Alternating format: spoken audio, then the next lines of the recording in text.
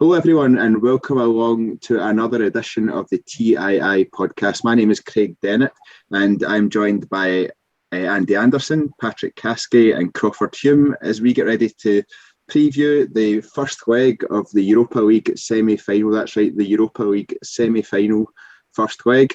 It's Rangers take on RB Leipzig over in Germany in the first leg. Thanks very much for joining us, guys. Andy, how are you doing? Very well. Glad to be here, mate. Always a pleasure. Excellent. Always glad when you join us on the podcast. Patrick, how you doing? Yeah, good. Surprised to be here. I was recording a podcast for Breaking the Lines 2 months ago about the Dortmund game, and I said I'd be happy to be on if we got any further. And that was an understatement then in the round of 32.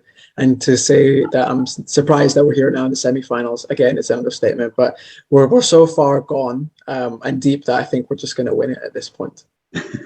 We'd all absolutely love to win it. Crawford, how are you feeling? Good, mate. Good to be back on. Can't believe I'm on to preview a Europa League semi-final, so blows my mind. But yeah, good to be back. Absolutely. Well, we'll just kind of start on that. I think I was on the Braga review podcast for the second leg with Kyle and Adam, and we were all discussing how amazed we were in the semi-final at that stage. Andy, now that the week's here and we're kind of the week's already dragging in, if I'm being honest, but now the week's here and we're all looking forward to Thursday. How are you feeling? I'm fluctuating, Craig. If I'm brutally honest, I'm fluctuating. 1 minute I think I feel confident, nervously confident, I suppose, and then I get the feeling of a dread. Absolute dread that we're this far on. I mean, how late it is now. It's 7:30 on a Tuesday evening. You shouldn't be playing European football when it's this late on a Tuesday evening. Do you know what I mean? It's very late on in the season. I think I'm quietly confident about doing okay. That takes over more than the dread. I'm looking forward to it. Thoroughly looking forward to it. I'm on record, I think, with yourself that we've yet to make an arse of it, for want of a better expression, on a Thursday night away from home. But I've not been sitting on my couch with a bottle of red wine in front of me. So that'll be the plan this Thursday evening. And I just hope it works, Craig. I hope it does too, and I'll buy that bottle of red wine if that's what's needed to keep it going. Patrick, you mentioned about being on the Breaking the Lines podcast ahead of the Dortmund game.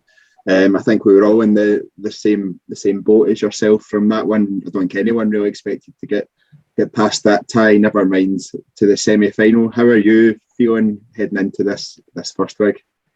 Yeah, I mean, good. There's two sort of opposing opinions to have. We're in the semi-finals, so it's a free hit, or you can flip it on the idea in which these don't come often, even though they have.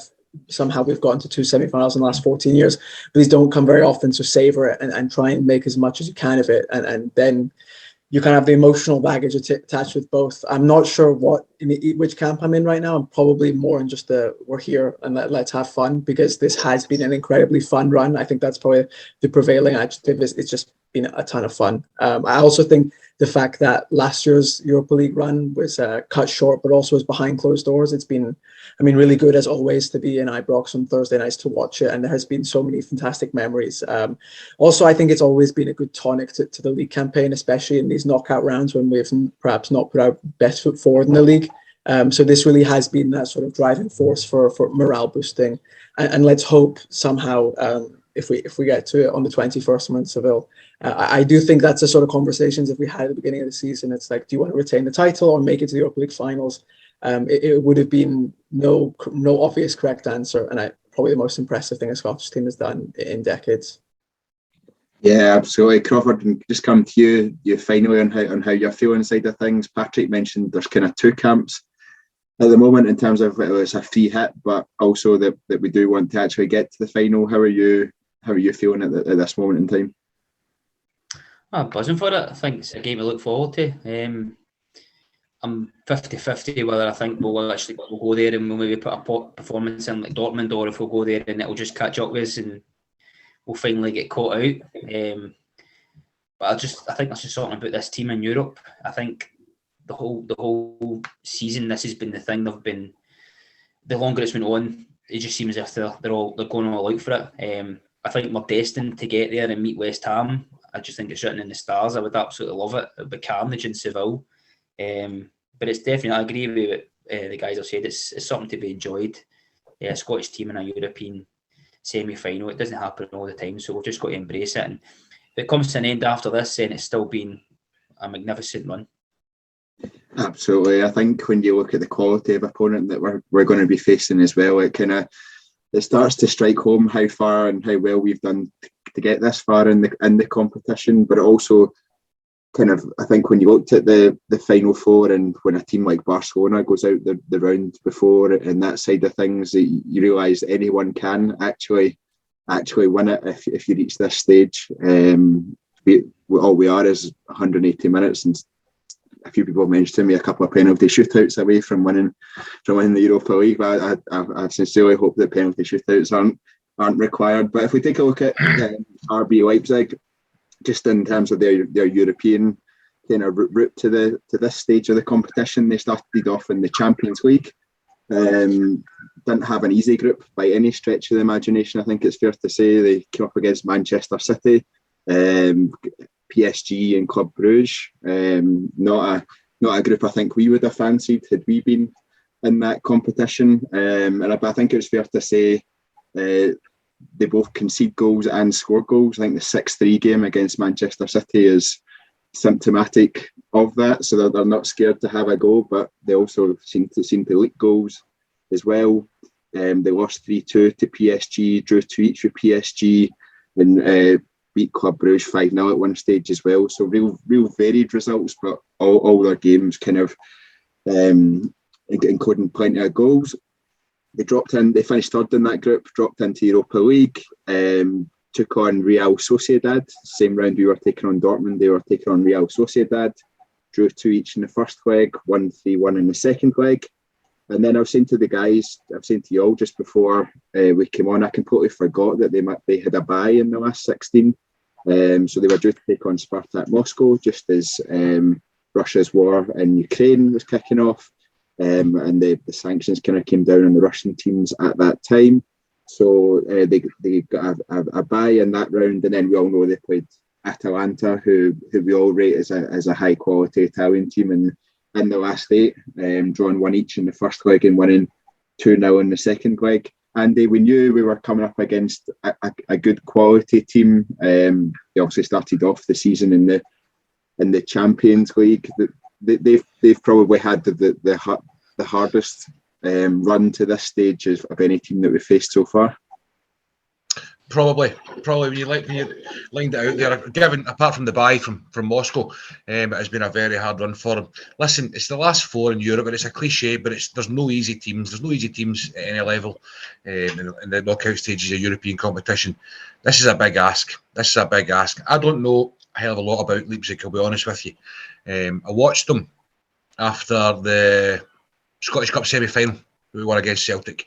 I watched them, but I was slightly inebriated, so I don't remember a hell of a lot about it. But I remember being very impressed with the pace that they moved the ball about.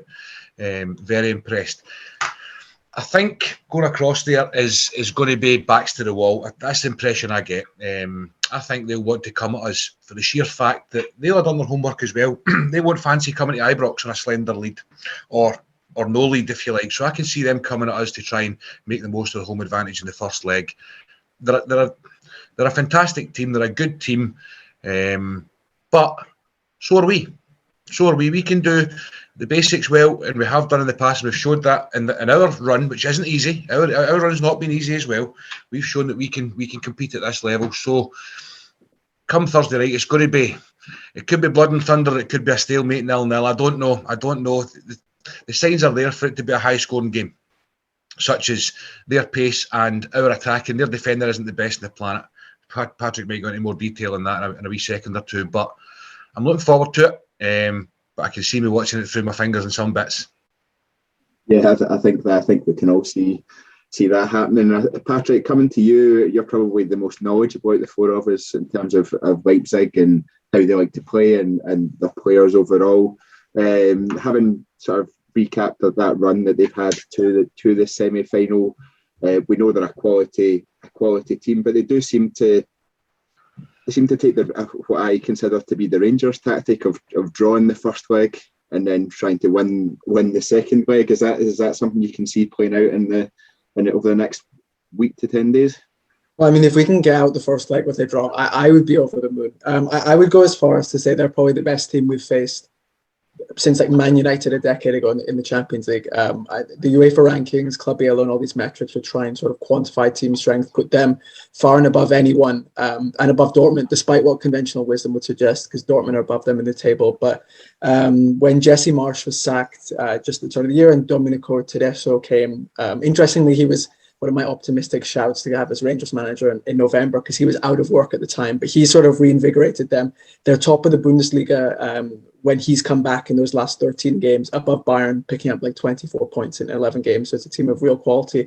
But I think, as we pointed out in that run, Atalanta and Real Sociedad are both teams in their own merit, if we look at actual players in quality who could and should be in the semi-finals right now. They're really quality teams. And when you look and sort of microanalyze that Champions League group stage draw, they outplayed Man City at home and they outplayed PSG at home, according to expected goals. So that's incredibly one of the best cosigns you could get, because those are two teams when we went into the Champions League, let's say in September when they played, those were the two overriding favourites, perhaps alongside Liverpool and Chelsea to retake it again. So that's really, really impressive. They obviously have the star power as well. We were lucky enough to sort of get away scot-free with Haaland. He didn't come to Ibrox, but Nkunku's probably been, outside of Lewandowski, the best player in the Bundesliga, maybe better than Lewandowski this season. He's just putting up genuinely mesmeric, crazy numbers and performances, and that's seen him linked with Real Madrid and Liverpool and all the behemoths of European football. So he's the one that GVB and all the guys will have a game plan to sort of individually put a player on him at least. Yeah, besides them, there's Dani Olmo, who came from Dinamo Zagreb, who's similarly really good on the ball, quite slight. He was a La Masia graduate from Barcelona, obviously. Dominik Szoboszlai is really good. He's a really good striker of the ball. He's young. He came from Salzburg recently. Angelino, he used to play for Man City. He's their left back. He's quite inconsistent and quite small frame-wise, but he's really good going forward. Kind of operates in a similar sort of dynamic setup as to our wing backs, and Joško Gvardiol is their sort of centre back, and he's recently been linked with Chelsea. He's good ball playing, quite strong. He'll be I remember when we played Leverkusen 2 years ago, a lot of people complimented Edmund Tapsoba and how he just sort of nullified Morelos completely. Obviously, we won't have that sort of threat up front, which isn't good reading, but he is a fantastic centre back and one to sort of, in many of this really, really young team, they've got to sort of like keep an eye on and think in 10 years, I saw them play at Ibrox sort of thing, kind of like when Benzema came and then Riquelme in years past. Yeah, absolutely. That was some great insight there into some of the key players that the Leipzig have. You probably listed about half their team there, to be fair, which is a bit of a concern. But we'll come and speak about particularly Christopher Nkunku in a second. But Crawford, before we do, Patrick mentioned about Dortmund and that side of things. We were obviously over the moon to get the result that we did in Dortmund, 4-2 away and then 2 each Ibrox. I think it's fair to say that we can kind of draw a comparison between our performances against Dortmund and then Leipzig. So obviously Leipzig have obviously faced them twice in the league. Leipzig have beat them 2-1 and 4-1 this season. So I guess that kind of shows us the quality of opposition that we're about to face. Yeah, because I looked into them in their matches in the Bundesliga and where they are in the league, and I thought, well, they're behind Dortmund in the league, but then you see that they beat Dortmund twice, so I was like, right, well, it doesn't bode too well, and beat them quite comprehensively in that 4-1 game. But the thing with their defence is quite interesting because they have conceded goals in Europe, but in the Bundesliga, they've got the second best defence behind Bayern. They've only conceded, I think it was 33 goals or 37 goals, one of the two. So in the Bundesliga, they seem to be not too bad defensively. And I watched their highlights against Atalanta. And the boy Nkunku is absolutely rapid. Strikes, that's the one player that strikes the fear of God into me with that team. And on the transition, when they get a turnover, they're so quick, and that's what we've got to watch because sometimes we're guilty of losing the ball in the worst areas of the park, and then if you lose the ball to them, they will be right on top of your defence, rapid. That's the big worry for me is if we get the ball, we've got to keep it, and if we do lose it in positions, it's not going to hurt us. Yeah, I think so, and I have to agree with paid a bit, like Andy, I've paid a bit more attention to them since we knew we were coming up against them, and their pace going forward is one thing that really did strike me. Part of me wonders if that will suit us a little bit. I don't think we're as good as we were under Gerrard in terms of sitting back and absorbing pressure and then hitting on the counter attack. We do like to be a wee bit more on the front foot, Andy. But I think really we still imagine going over to Leipzig, and it will be more of a defensive performance and trying to hit them on the break. I think so. It's the only way I can see it really happening. I think I can't remember who I was on with directly after Braga away, when we had Sakala up front as a kind of lone striker, and that's the way I thought, was to use our pace on the break. That didn't work. So I'm hoping, and I'm quite sure they are trying to work out some sort of plan to make that better on Thursday night, because I don't see any other option other than Sakala being up there. I'd like to think it will be better than that, and if we do get the chance to break away, we need to be clinical. It's as simple as that. We need to be clinical. We have to use our pace to combat theirs. It's as simple as that. Yeah, absolutely. Patrick, Crawford obviously mentioned Nkunku. You mentioned him as well. 17 goals so far and 13 assists to this stage of the season. They're quite incredible numbers. How do you think? I'm not sure if you know enough about how he plays in that side of things, but how do you feel that the Rangers could stop him, or at least make an attempt to stop him? Yeah, I mean, I'd almost go and say it's impossible to stop him. I think what you do is you accept that he's really going to get what he wants to get. He's that sort of footballer. The numbers he's putting up are messy. Like he's getting like a goal and an assist every 70 minutes, I think, give or take. So I think what you do is you just try and limit his options off the ball, and you make him kind of play like a one-man sort of basketball style ISO.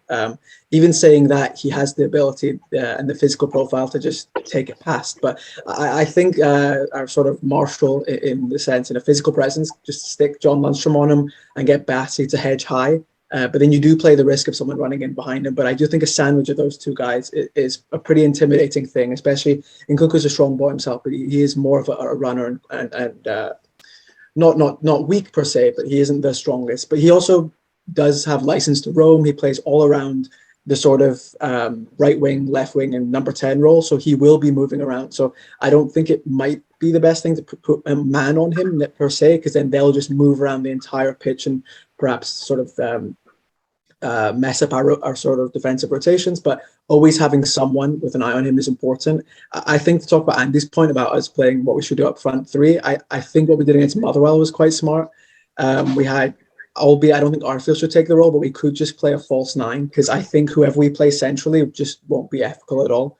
Because I think Sakala's best on the left wing. So if you play Aribo as a false nine, he does have that physical presence, especially holding the ball up, that he is a target, and you have runners around him might be our best way to go. I do think, given how much better Sakala is on the left wing and Kent's two-footedness, we could maybe flip it up.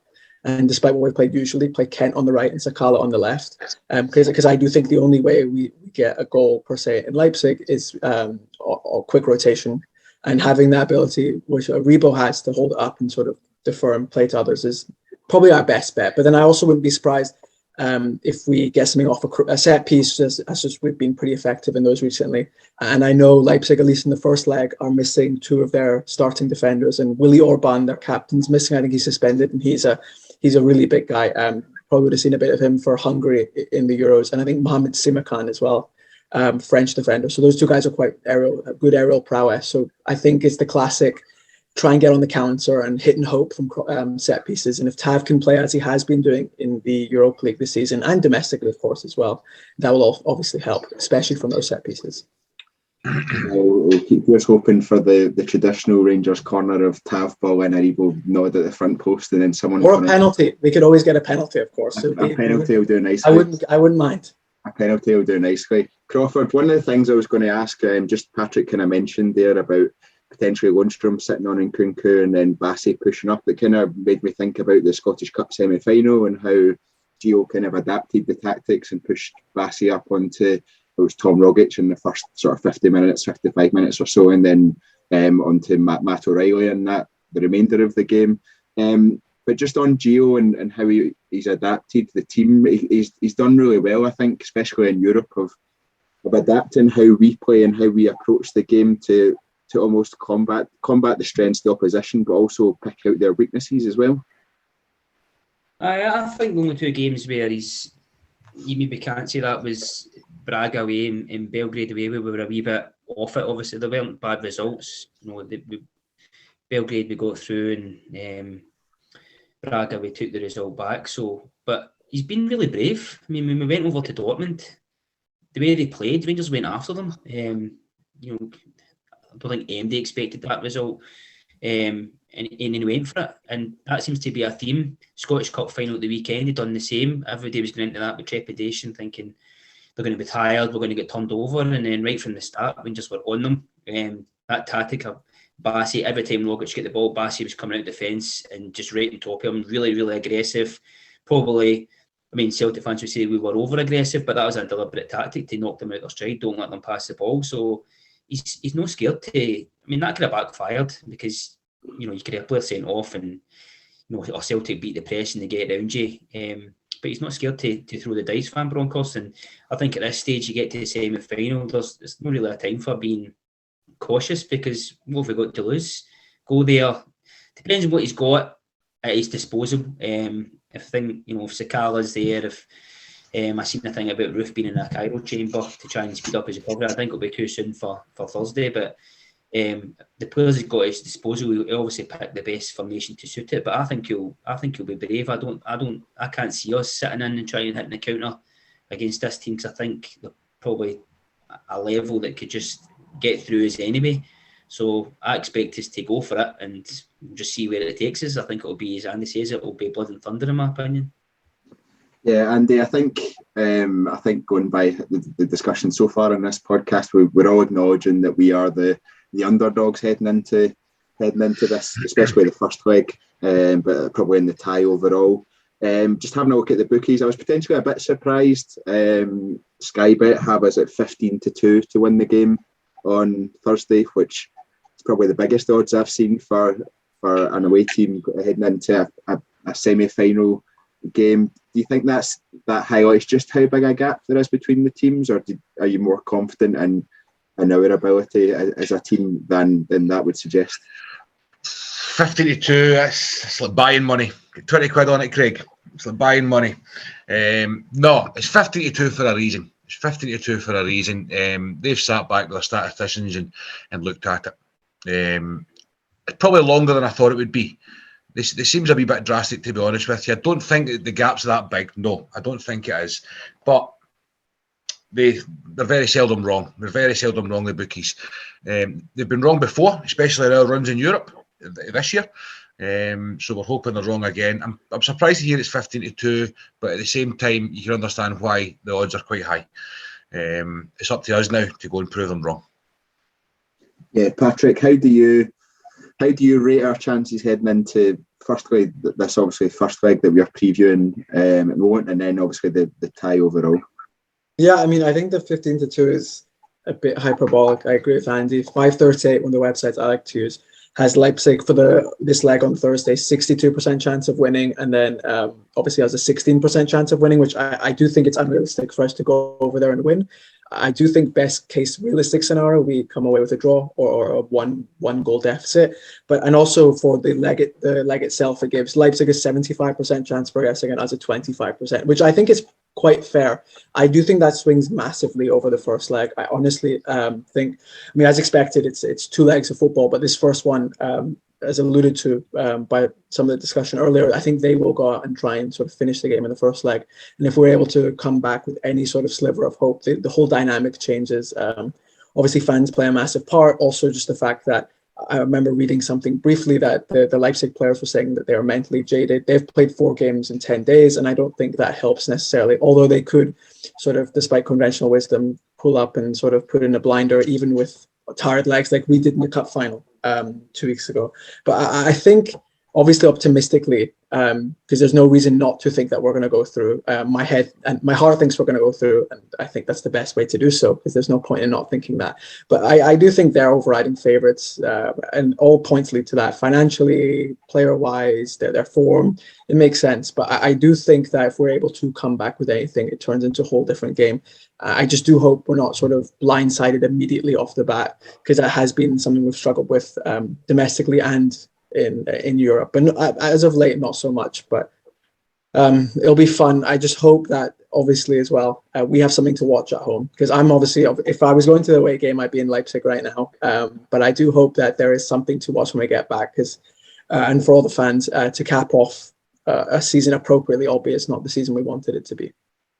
Yeah, Crawford, I think we all agree with Patrick in terms of we just want the tie to be alive when it comes back to Ibrox, because we know how special European nights can be at Ibrox and how the crowd can help sort of carry the team with that extra 10-20% that we've seen before. I think, if I remember correctly, basically from the knockout stages onwards, Dortmund away and then Braga away, and obviously Belgrade that was at home in the first leg, and that was a wee bit different. But in terms of the two away legs we've played first, I think all we've asked for in this preview is to still be in the tie, kind of a maximum be one goal down heading into the second leg, and then see where we go.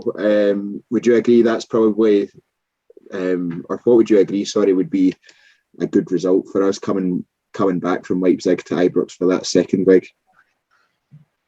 Well, a good result would be a win or a draw, maybe a 1-0 defeat. I think even pushing it to 2-0, you're still, because it's Ibrox, still got a chance, because we can get an early goal at Ibrox. We've done it in the past few games. So if you're 2-0 down and you're back at Ibrox and they score early, the crowd's right behind them, and then it'll fill them with all the hope that they need and all the adrenaline. So any more than 2-0, we're really, really struggling big time. But I don't know what I think we could get a draw. I think the team's got the belief. They've got this far. They've got nothing to lose. They shouldn't have any doubt in their heads. They can go there and just leave it all on the pitch.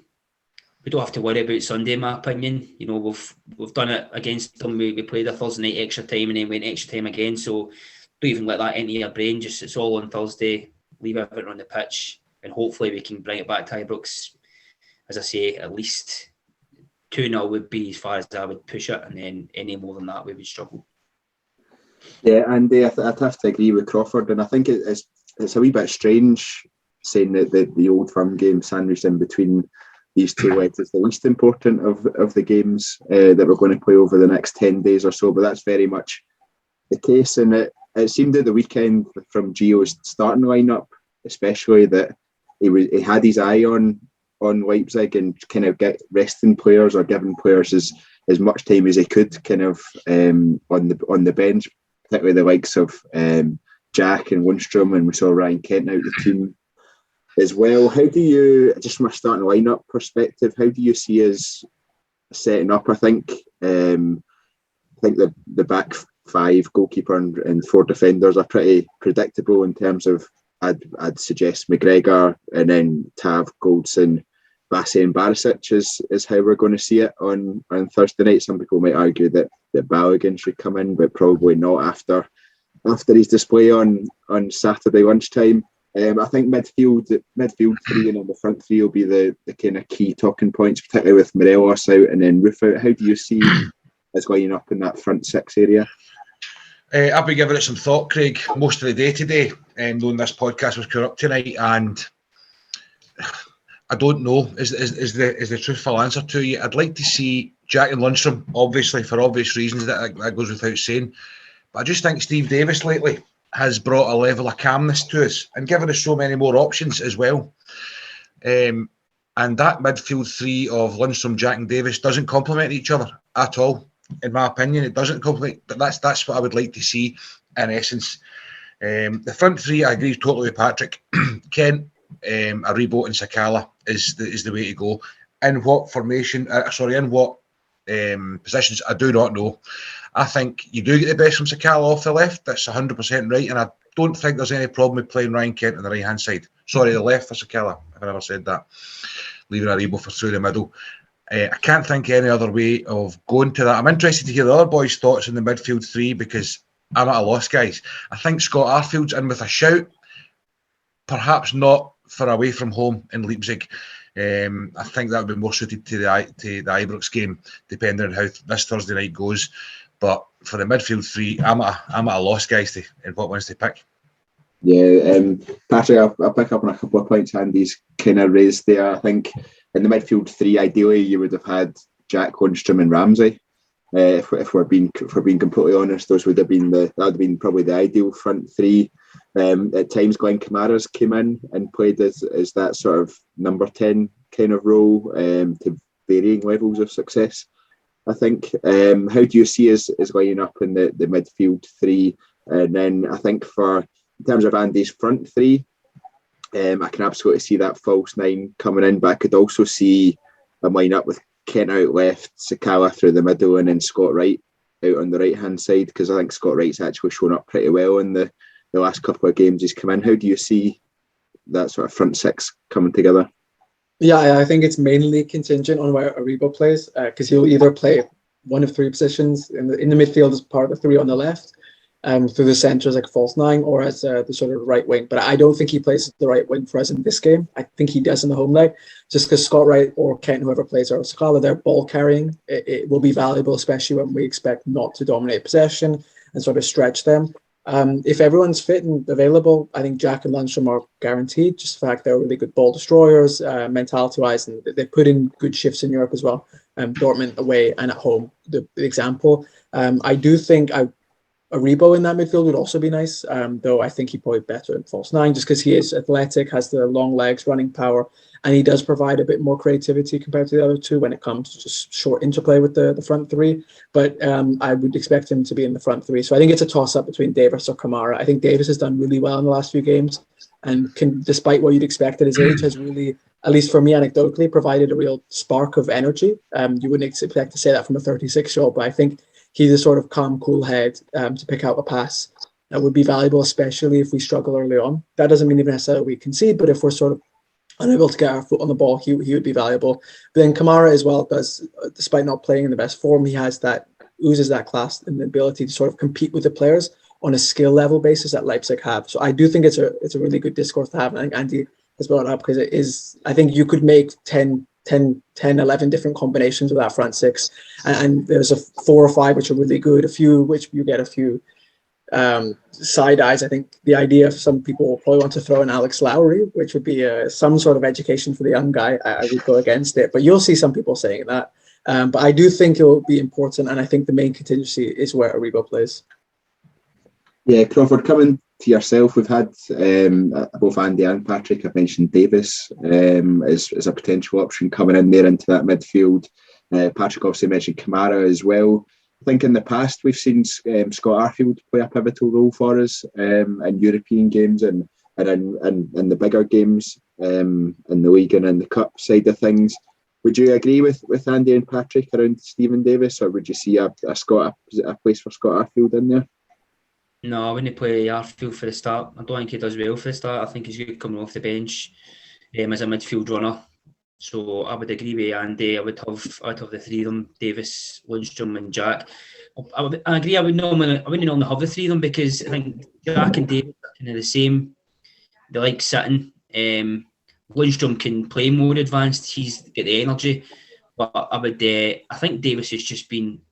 He's been class since he's come back in the last few weeks. He's going to have that calm head when we need it. And Jack and Lundstram, they've done it. They've proven themselves.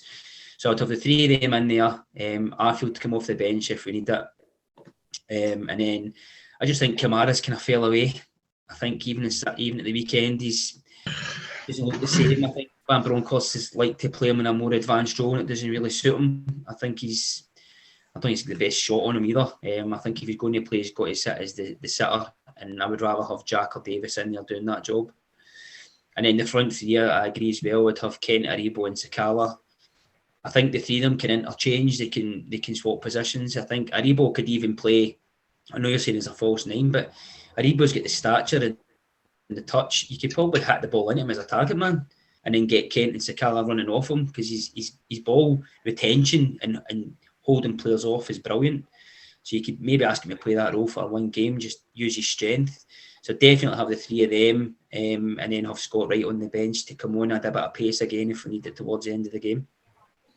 Yeah, I think I have to agree with that front three in terms of I haven't really considered Aribo as a false nine as such with the kind of pace on and off him. I do like the idea, and all three of you have kind of convinced me that should actually be the way forward.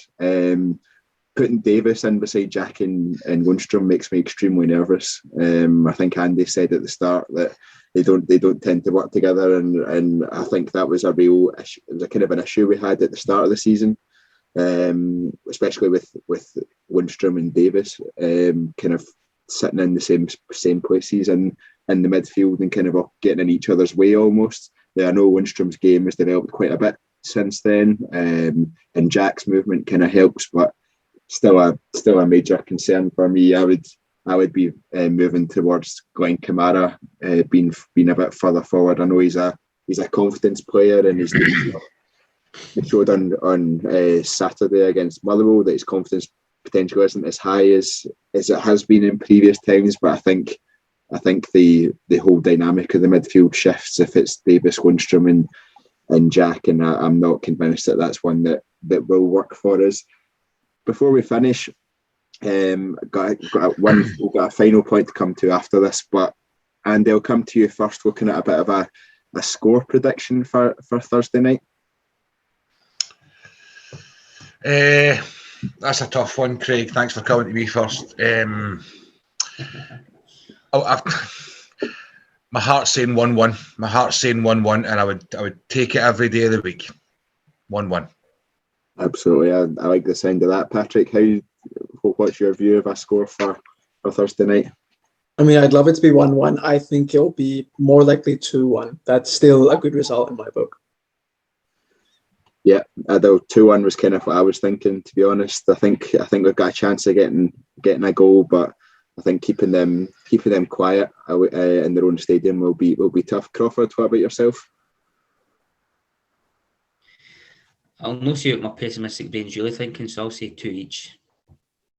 Well, to be fair, if it 2 weeks ago when Morelos was out, and then last week when Kamara was out, my head was at 3-0, 4-0 to them. My head, so I don't know if it's a bit of Rangers fan optimism coming into play now that we're all predicting a tight game. But I think the Scottish Cup semi-final definitely gave us a boost, as well as the how we performed in the game against Braga as well. So hopefully I'll take any of those 4 results, if I'm being honest. I'd quite happily snap your hand off for any of those results right now, in particular a draw. Just to finish, I wanted to BT Sport have come out with their latest sort of preview reel as such for the ahead of the first leg against Leipzig, and it kind of looks back at some of the key moments, and it kind of gets the goosebumps on the go. Looking back at some of the amazing atmospheres and things like that we've experienced throughout the run so far. And I want to just come to each of you and just kind of pick out your favourite moment from the run so far. So Andy, I'll give you a wee bit of time to think about this one. So Crawford, I'll start with yourself. What's been your favourite moment or your highlight so far from a European run to date? Well, it's a toss-up. Well, the Dortmund game, both of them for me. So the away game, I watched it out in my outhouse in the garden, just myself. No expectation at all. Fully expecting to get beat 3-0. Ended up running about the garden like an absolute idiot. Brilliant.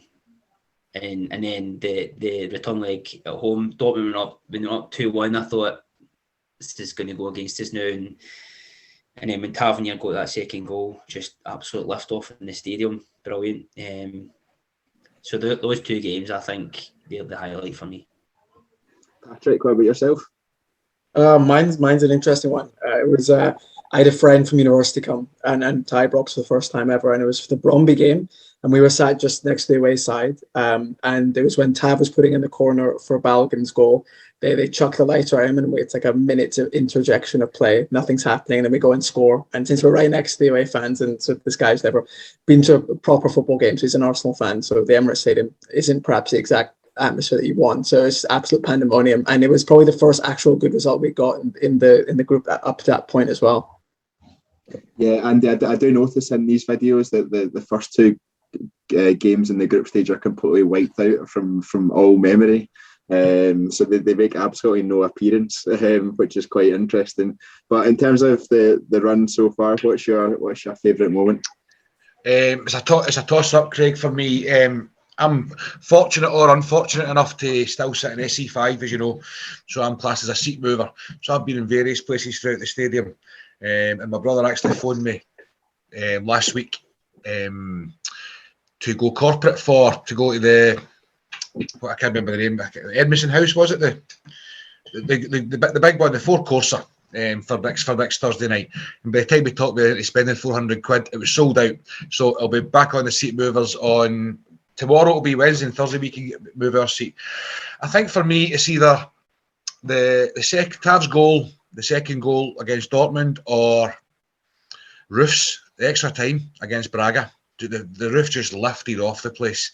I've not heard noise like that since we beat Stuttgart in 2003. I was in the Copeland end that night. Head and vice, I'm going to have to say Tavs, because it was so.